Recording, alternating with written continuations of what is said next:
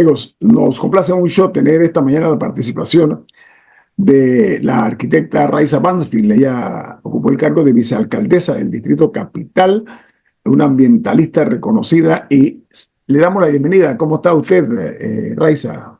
Muy bien, muchísimas gracias. Un placer compartir con ustedes la mañana de hoy. Feliz año a todos. Oiga, una noticia que está hoy en los medios de comunicación, bueno, ayer comenzó a publicarse, es que Mi Ambiente anunció la apertura de la consulta pública para la aplicación de una auditoría integral de la mina de cobre en Donoso. Esta mina fue suspendida en noviembre del año 2023, el 27 de noviembre. Estará abierta hasta el viernes, arquitecta Banfield. Esto tiene que ver pues con el anuncio que se está haciendo de que hay intenciones de reabrir la mina, de reiniciar las actividades mineras, a pesar de que hubo un fallo que declaró inconstitucional ese contrato ley, que después se la voy a preguntar al doctor Noriega, es cómo es posible que en Panamá, después de una decisión tomada por la Corte, que debe ser definitiva e inapelable, todavía estemos conspirando contra la propia justicia que decimos defender. Comienzo con usted, arquitecta Banfield, esta consulta anunciada por Mi Ambiente. ¿Cuál es su opinión? Sí, primero entiendo que es hasta el 7 de febrero. Yo también vi 7, dije 3 días de consulta, me pareció un poco raro, entonces leí bien y creo que es al 7 de febrero. Por un lado, saludo el hecho de que intenten que sea lo más abierto posible, con mayor información, que se puedan brindar todos los conocimientos técnicos que de hecho ya se han ido construyendo en Panamá a través de la mesa técnica conformada por el Comité Panameño de la UICN.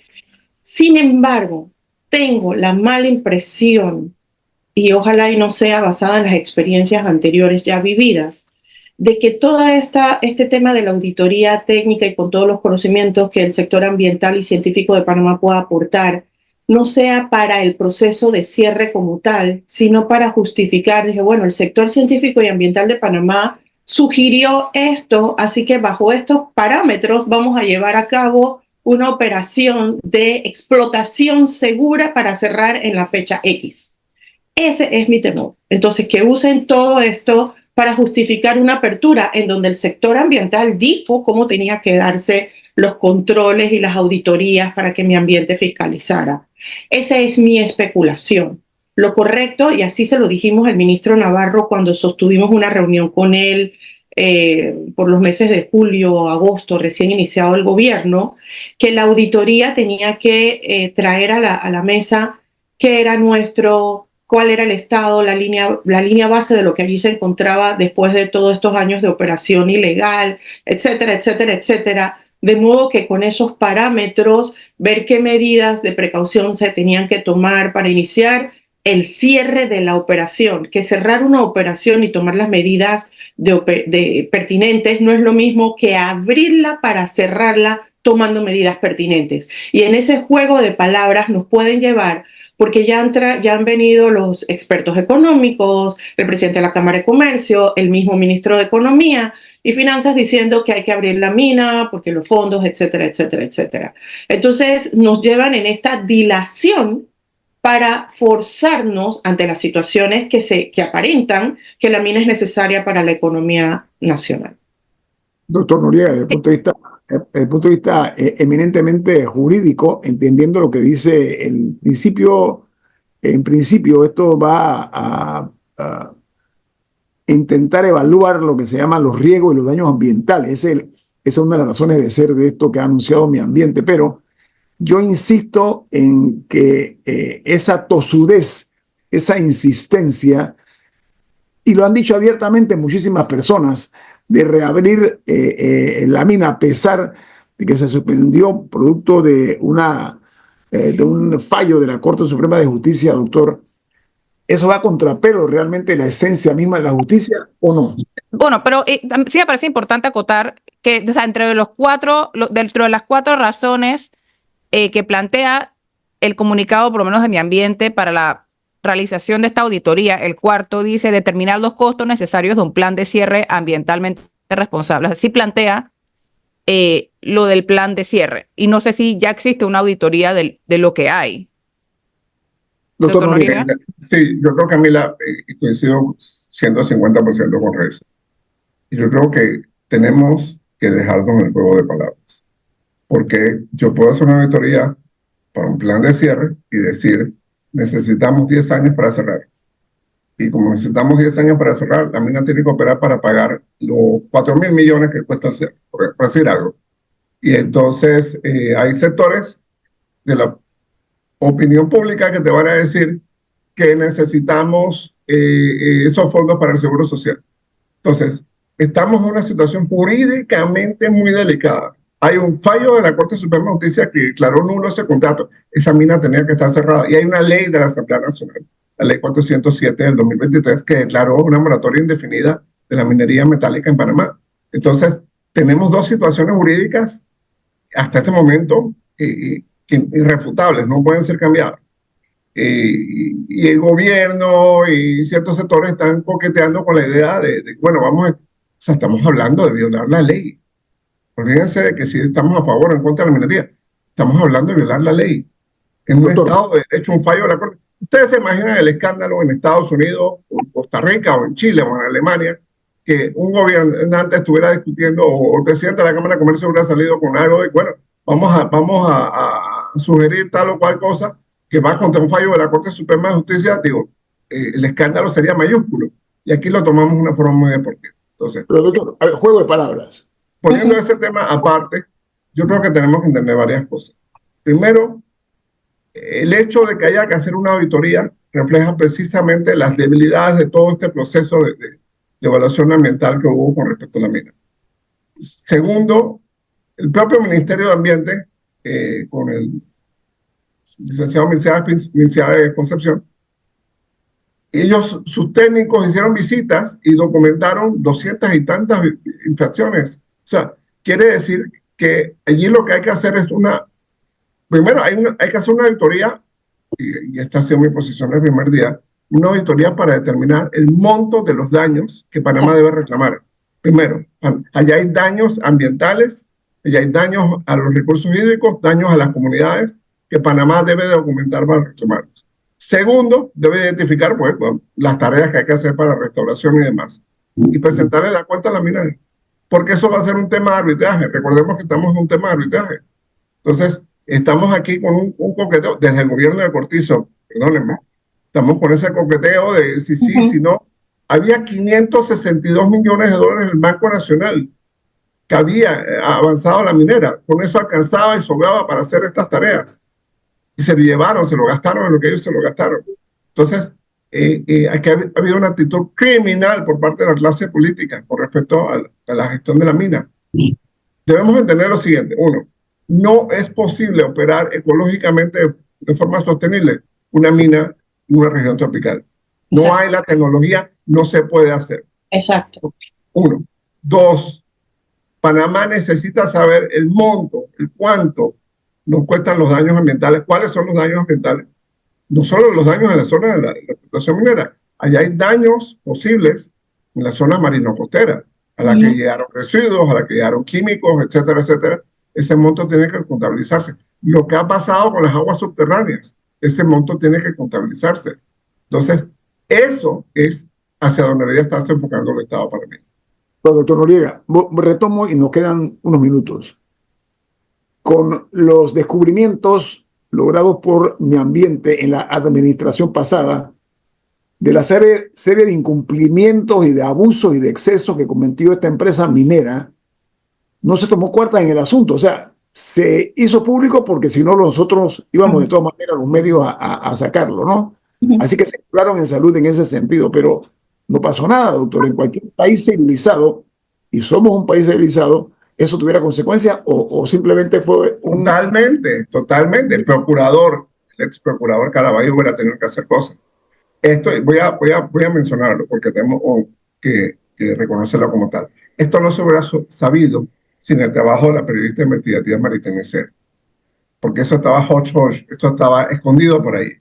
Y no se sabía, y ese trabajo, esa insistencia con acciones de tutela de libertad de información, con habeas data, etcétera, para conseguir la información fue lo que finalmente liberó toda esa información.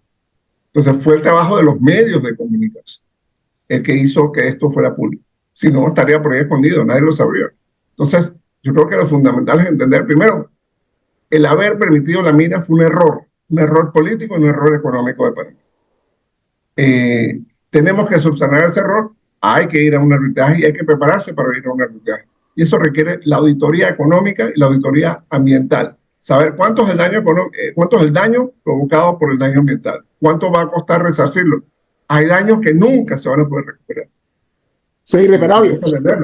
Y tenemos que entenderlo. Hay otros que sí, pero hay daños ambientales que nunca se van a poder recuperar. Entonces no me vengan con el argumento, bueno, ya existe el hueco, entonces vamos a decir, no, eso es más que un hueco. Eso es mucho más que un hueco. Allá hay relaciones ecosistémicas, allá hay especies, allá hay fuentes de agua subterráneas. Hombre, la mina y Río Indio van a competir al final por la misma agua subterránea. ¿Queremos hacer Río Indio o queremos hacer minería? Digamos. Gracias, doctor. Gracias, doctor, por darme ese pie, porque eso lo tengo yo en la agenda. Tenía esa pregunta. Me están vendiendo la teoría de que la salvación de la cadena de seguro social es la mina. ¿Ok? Uno. Dos, tenemos en un momento determinado que definirnos, ¿no? O estás a favor o estás en contra, pero lo peor todavía es eso que usted está diciendo, que lo vamos a desarrollar después del corte comercial. Vamos a tener que decidir, ¿y por qué, pregunto yo, se ha dilatado tanto Río Indio? Esa es la gran pregunta que tenemos que hacernos, es sospechoso. Vamos al corte comercial. Esto es En Perspectiva, un programa independiente, hecho para la gente inteligente como usted. Amigos, ok, vamos a ver. Ya escuchamos parte de la intervención de la arquitecta Raiza Banfield, pero arquitecta, en base a lo que dice el doctor Noriega, pero sobre todo para darle profundidad al tema, esto no se puede ver superficialmente bajo ninguna, por lo menos para nosotros no. A ver, la auditoría que está anunciando Mi Ambiente tiene como propósito evaluar los riesgos, por una parte, estoy citando lo que dice el propio ministerio, los daños ambientales y sobre todo el futuro de la mina. ¿Cuál es su interpretación acerca de eso como ambientalista? Sí, o sea, que Mi Ambiente hable de futuro de la mina en concepto general ya es preocupante porque no se ha pronunciado como una autoridad que tiene la responsabilidad legal de cerrar y de hablar de las etapas de este cierre. Eso preocupa, y cuando estamos hablando, y lo hablábamos fuera de micrófonos, que los ecosistemas están conectados. Aquí estamos, se da cuenta que lo menos que se menciona en todo este tema de la mina es el agua, y es lo más grave. Primero, porque el agua que consumen es en demasía, y el agua que contaminan es aún mayor. Y esas aguas están conectadas porque son como nuestros canales, nuestras venas, nuestras arterias. Y aquí estamos hablando de la cuenca del canal, de la ampliación de Río Indio, del embalse y tal, y eso está en esa gran zona donde los ríos y cuencas hidrográficas están conectados. Entonces, ¿cómo por un lado estamos apostando y primero, y sobre todo que la gente queda de último, ¿no? Hablamos de las megaobras y el desplazamiento y la gente y tal cual, pero esas realidades no están planificadas, no están siendo vistas integralmente en el territorio? ¿Qué implicaciones tiene hacer esos embalses, esa agua? Después que se usa, dónde va la de la mina, cómo se relaciona, porque por abajo subterráneamente además se conecta la contaminación. Entonces aquí hablamos de negocios sin hablar del territorio, sin hablar de ecosistemas, sin hablar de la gente. Y esa gente está involucrada en esas pérdidas y no se menciona. A ver, doctor Noriega, agua. Algunos le llaman el vital líquido, la expresión casi que dominguera, ¿no? Pero realmente sin agua no se puede vivir. Pero vamos a ver lo siguiente. Panamá tiene una riqueza no explotada y muy poco respetada, que son las venas líquidas que tiene la República, los ríos caudalosos, las playas, en fin, el agua está presente en Panamá. Sin embargo, es un hecho conocido, los científicos lo dicen, la minería acaba con el agua. Y estamos viendo y debemos aprender del vecindario. Digo esto en base a hechos muy puntuales. Lo dije hace un instante, leo los diarios, tanto El Tiempo de Bogotá como El Espectador, todos están hablando de la buena noticia de que van a poner final al racionamiento en el consumo del agua. ¿Ok? En México está ocurriendo otro tanto en la Ciudad de México. Estamos nosotros tomando las precauciones, doctor, de conservar nuestro real tesoro, que es el agua. Para nada, Guillermo, Camila y Raiza y amigos y amigas. Para nada. Yo nada más le voy a dar un ejemplo. El contrato minero, que fue declarado inconstitucional, establecía un valor del metro cúbico de agua en 2 centavos por metro cúbico. Eso era lo que el Estado iba a permitir que la mina usara 100 millones de metros cúbicos de agua. No sé cómo lo iban a medir, pero iba a usar 100 millones de metros cúbicos de agua, iba a pagar $2 millones. ¿Okay? 2 centavos de metro cúbico. El canal de Panamá le carga a los barcos que cruzan el canal una tarifa por el consumo de agua. Esa tarifa es 75 centavos por metro cúbico. O sea, ahí mismo, o sea, no tenemos que irnos a Marte o a Júpiter o a Harvard o a Oxford, no, aquí mismo, canal de Panamá, 75 centavos por metro cúbico de agua. Es decir, 37.5 veces más que lo que paga la mina por el agua. Si fuéramos nada más economicistas y miráramos los números, oye, por favor, que el agua que necesita el canal y que necesita la gente, si son más rentables para este país. El canal le acaba de dar un cheque de $2.460 millones al Estado panameño. La mina jamás le va a dar un cheque ni siquiera en el orden de magnitud cercano a lo que el canal pueda producir. Así es. Ni siquiera cercano. Si el canal de Panamá no hubiera tenido la sequía que tuvo el año pasado, bueno, obviamente el efecto de la corriente del Niño, el cheque hubiera sido $700 millones más, además de un montón de industrias auxiliares, navieras, que sufrieron por la falta de agua del canal, porque no vendieron suficiente comida, no vendieron más combustible, no le dieron más servicio a los marinos, porque vinieron menos marinos, etcétera, etcétera, etcétera. O sea, los puertos sufrieron porque hubo menos carga, etcétera, etcétera, etcétera. Entonces, el efecto multiplicador en la economía de que haya más agua para las comunidades, más agua para los ciudadanos de este país, más agua para el canal, es mucho mayor, N cantidad de veces mayor que el efecto multiplicador de la minería. Yo pongo por delante el agua de consumo humano. Eso es lo primero que yo pongo, el agua potable. Eso lo pongo como un elemento fundamental en el orden en que vemos las prioridades. Después sigue el canal, que es una de nuestras principales fuentes de ingreso, como usted muy bien dice, doctor Noriega. Pero pretender apostar, y esto va con usted, arquitecta Mansfield, apostar primero a una minería en un área que es la envidia de otras naciones del mundo, un área tropical con un ecosistema, hacer minería o practicar minería en medio de estas selvas con tanta agua, es un suicidio. Es un suicidio. Permítame, y se vende como la gran solución de Panamá. La solución de Panamá, presten mucha atención, se está tratando de vender como que es la minería. O sea, sin la minería el país colapsa. ¿Perdón? ¿Cuántos años sin minería? Pregunto yo. A ver, arquitecta, es con usted la pregunta. En efecto, lo que pasa, Nito, esa es una narrativa que han repetido y repetido y que están tratando con eso de convencer al quien está con falta de información y con el miedo de no tener que llevar a su mesa, de no conseguir trabajo. Dije, bueno, es que necesitamos la minería porque lo dijeron en todos los noticieros, lo han dicho en todas las publicidades y sale en todas las redes sociales porque la plata es la que controla ese mensaje. Sin embargo, ayer publica Nat Geo, Panamá es reconocido como el tesoro natural oculto de Centroamérica. ¿Qué quiere decir esto? Estoy hablando de National Geographic, ¿correcto? Exactamente, eso no es cualquier revista, es la revista científica natural más importante del planeta. ¿Y por qué oculto? Porque no hemos sabido o no hemos querido exponer estas riquezas que son nuestras verdaderas riquezas y que le dan cátedra a las riquezas naturales de Costa Rica, que lo que han sabido es venderlas bien, pero no son tantas como las de Panamá.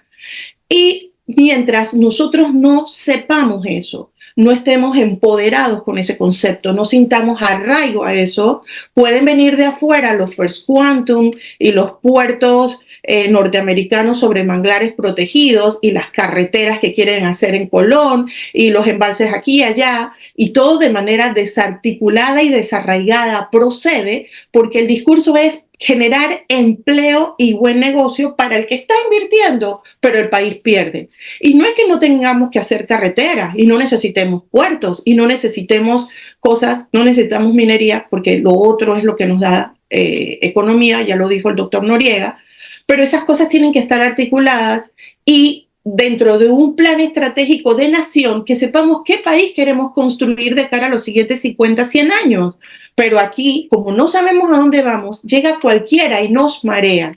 Y al no reconocer lo que tenemos como propio y de valor, lo perdemos y lo entregamos como las concesiones de los puertos y el ferrocarril por $2 sobre pretexto de que generan empleo y economía. Me explico, o sea, nosotros somos ricos y vivimos mendigando a que se lleven nuestras riquezas que estamos perdiendo y destruyendo. Que destruyan nuestras riquezas. Estamos mendigando para que venga alguien a destruir nuestras riquezas. Exacto, y nos dé empleo. Entonces, si nosotros no creamos esta conciencia de que somos un país rico, pero que hay que gestionar esta riqueza de manera sostenible para las presentes y futuras generaciones, entonces simplemente estamos perdiendo. Y los que vienen a invertir aquí para sus bolsillos lo saben. Aquí hay un país desarticulado, una sociedad civil que no se organiza de manera sostenida, gobiernos corruptos, gente de gobierno que participa de los negocios privados y se recicla cada 5 años.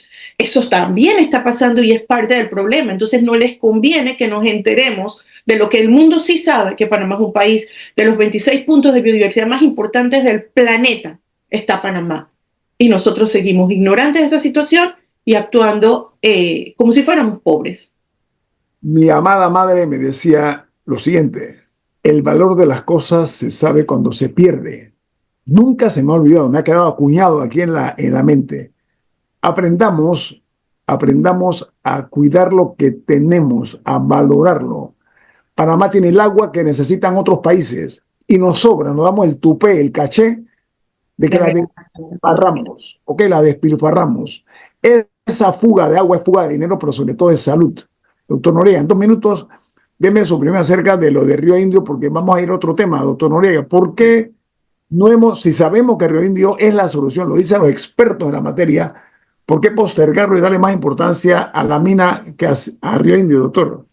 Yo creo que hay 2 temas con Río Indio. Está el tema comunitario, el tema de los derechos humanos de la comunidad residente allí, que es un tema de suprema importancia. Es el tema fundamental en mi libro. Eso es negociable, doctor. Eso es negociable. Los conflictos de intereses con respecto al resto de los otros intereses con respecto a esas cuencas, en el caso minero y demás. Yo creo que con Río Indio, y esto es un mensaje a mis amigos y amigas del Canal de Panamá, con Río Indio es importante que el diálogo con las comunidades no sea un diálogo, ustedes son un problema o ustedes son un obstáculo, sino ustedes son los socios del Canal de Panamá. Y como tales tienen que ser tratados. Esas comunidades que viven en la cuenca del Río Indio, la cuenca baja, la cuenca media, la cuenca alta del Río Indio, deben ser tratadas como socios del Canal de Panamá. Y yo daba un ejemplo, por ejemplo, en Alaska, el gobierno de Alaska le da a las poblaciones indígenas, de las cuales se extrae el petróleo y el gas natural, se les da un ingreso adicional, se les da una utilidad por haber sacrificado sus tierras y haber sacrificado su estilo de vida. Y eso, a veces hay años que son cheques muy importantes. Tiene que ser mucho más allá que el cheque, pero es nada más para demostrar que existen modelos como ese. Tiene que formarse una cooperativa para que ellos sean agentes de desarrollo y no sean víctimas del desarrollo. Para que el dinero no se vuelva a comprar la zapatilla y el celular y el resto vivir en pobreza abyecta. No, ellos tienen que ser agentes de su propio desarrollo y tienen que verse con esa filosofía. Ellos no pueden ser víctimas. El Estado panameño tiene un historial larguísimo de expulsar poblaciones por proyectos. Proyectos mineros, proyectos hidroeléctricos, etcétera, expulsaron población. Y bueno, ¿qué pasó con esa población? Bueno, ¿quién sabe? quién sabe, se volvieron un problema de otros. Entonces, aquí tenemos que decir que no, que Río Indio no va a ser un problema de otros, que la población que está allí, si queremos hacerlo, se va a hacer base a sus derechos humanos y van a ser socios del canal. No van a ser ni víctimas del canal, ni un objeto de uso del canal. Van a ser socios del canal. Tiene que entenderse eso como un principio fundamental. Si no, yo coincido con otros que han dicho que si el proyecto no tiene ese aspecto comunitario, ese aspecto filosófico resuelto, va a ser muy difícil que pase ese proyecto. De acuerdo. Pero eso es cuestión de voluntad política, entre otras cosas, doctor. Raiza, Totalmente. Sí, Totalmente. hay un aspecto. vengo después con usted, Raiza, sí, permítame, tengo un corte comercial. Viene más. Esto es En Perspectiva, un programa para la gente inteligente como usted. Porque fieles a nuestros principios, hacemos no únicamente críticas saludables, sino también somos propositivos, proponemos soluciones. El doctor Noriega está hablando que por qué no hacemos socio del canal a los moradores en el área de Río Indio. ¿Usted cómo la ve, arquitecta Raiza Banfi, nuestra invitada? Coincido totalmente, mas no solo eso. Aquí hay un tema, también sucedió con la ampliación. El Canal de Panamá asume sus funciones que constitucionalmente le son asignadas, ver por la mejor operación, la eficiencia y tal, y si hay que hacer obras, perfecto. Pero resulta que esas obras no son aisladas del territorio y de la gente.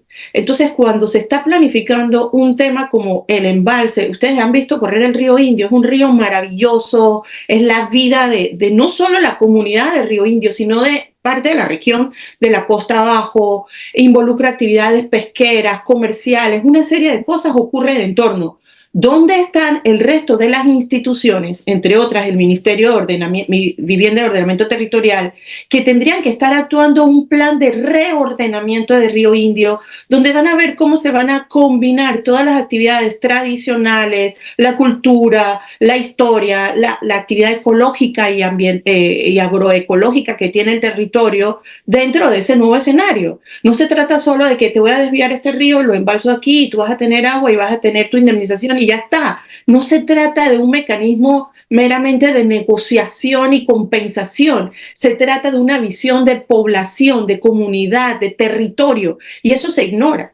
Cuando nosotros estábamos discutiendo la ampliación del canal y le decíamos a los técnicos de la ACP que no iba a haber suficiente agua, lo vimos ahora en la crisis, ellos nos decían en las comisiones técnicas del SPIA, sí, lo sabemos, pero nosotros no podemos hacer nada porque eso le toca al Estado, al gobierno.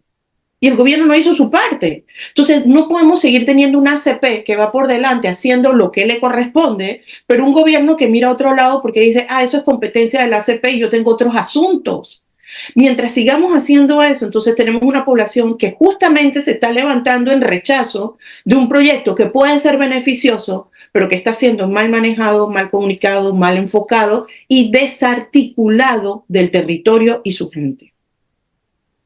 Bueno, vamos a cambiar el tema. Yo creo que hemos ilustrado a nuestros oyentes para bien siempre, porque apostar a que el presente y el futuro de Panamá esté en la minería me parece un elogio, pero sobre todo un monumento a la ignorancia de algunos que desconocen el impacto que eso tiene en la humanidad. Acabar con el medio ambiente es un suicidio colectivo, no lo olvidemos, ¿eh? Y esto, lo que a nosotros nos sobra aquí, son bosques tropicales de primer orden, muy reconocidos por el mundo científico. Amigos, hay una investigación que ha iniciado el Ministerio Público, ha iniciado de oficio, dicho sea de paso, sobre el tema de la construcción de muros en algunas playas. Ese es un tema que me parece que tenemos nosotros que ver. Se está poniendo específicamente como elemento de juicio lo que está ocurriendo con algunos muros que se han construido en playas de Panamá Oeste, pero en particular en Chame. Doctor Noriega. Eso fue después de un video que circuló en redes sociales de una construcción que se está dando. Me imagino que ese es al que se refiere el Ministerio Público en su comunicado. Pero desconozco por qué estaban haciendo ese muro ahí. Desde el punto de vista jurídico, doctor, hábleme un poquito acerca de esa nueva modalidad. No es tan nueva, lamentablemente. Tenemos medio siglo de depredación de las playas y los manglares.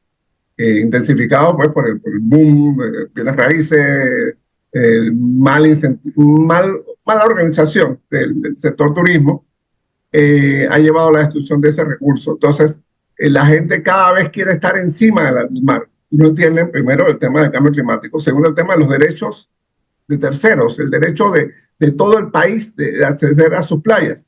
Los panameños y panameñas han sido expropiados de sus playas. Las playas han sido privatizadas. Para tener una playa pública hay que ir bien lejos de Ciudad de Panamá. Y bueno, cada vez más lejos, porque se está dando este proceso de apropiación de muros, de cercas, de garitas, etcétera. Entonces, ha habido digamos, una política histórica de permitir el desarrollo de estas comunidades cerradas frente a las playas. Todas tienen su nombre bien famoso, que han significado en la práctica que la playa ha quedado expropiada. Y eso no es constitucional, no es legal. Qué bueno que se está revisando este caso, pero hay que recuperar todo el espacio público que representan las playas. Y por cierto, hay que evitar que se siga extrayendo arena de las playas, porque con el cambio climático vamos a necesitar cada grano de arena que tengamos. Sí, que en efecto, ese ha sido un tema gravísimo que viene ocurriendo desde hace décadas. La gente que ha tenido el privilegio de adquirir propiedades con vista al mar se siente con el derecho de adquirir también la playa. Yo viví un caso muy extraño en Chiriquí, en Playa La Barqueta, en donde había una cerca que no me permitía ni siquiera caminar por la costa frente a las propiedades porque decía que era propiedad privada. Y eso es insólito, y eso en ninguna ciudad del mundo que he estado costera yo he visto una situación así. Incluso Hawái, que es una ciudad país, bueno, con todo un desarrollo muy moderno, urbano, es una isla, entonces tiene la playa accesible a todos. Y eso debería ser los 2.000 kilómetros de costas de Panamá. La gente empieza a tomarse, como ve, terreno en desuso, y para que no se le llene de monte o de gente, entonces van extendiendo su cerca al punto que dice, bueno, ya estoy aquí, ya bajo con una escalerita al mar, pero resulta que como ya estoy ahí, tengo que levantarme un muro para protegerme de las olas, y con esa reiteración del muro, cada vez lo tienen que hacer más fuerte, más grande, porque con los movimientos de extraer arena y de rellenar por otros lados, la dinámica costera cambia y el mar se vuelve más agresivo. Entonces, lo que creemos estar combatiendo con nuestra protección de muro, estamos agravando la situación y tenemos los desastres que estamos viendo en Punta Chame y en Coronado. Y además, en el mapa de escenarios de cambio climático en materia de elevación del mar, Punta Chame está previsto que quede bajo el mar. Coronado va a ser afectado también, va a perder todas esas líneas costeras que hoy conocemos urbanas, va a desaparecer. Entonces, en vez de estar tomando medidas de ver cómo nos retiramos del mar, volvemos a reforestar con manglares que son nuestros protectores más eficientes, y luego somos más modestos con eso de vivir a orilla del mar. Entonces, no, vamos contra el mar porque nosotros de que podemos, y estamos afectando la ecografía de la línea costera. Un ejemplo de dónde funciona bien, y no lo quiero decir ni en voz alta porque vamos y lo destruimos, es en Playa Las Lajas, Chiriquí. Sí. Tú vas a Playa Las Lajas, ves el manglar, ves la arena y un oleaje que va y viene constante, pero es estable porque no tiene esas excavaciones, esas modificaciones, esas extracciones. Así funciona la playa, a nuestro favor, si la respetamos. Ahora, doctor Noriega, en 2 minutos, ¿se pone a prueba con esta medida anunciada por el Ministerio Público de investigar de oficio por dónde va a ir el nuevo procurador o no? Sí, totalmente.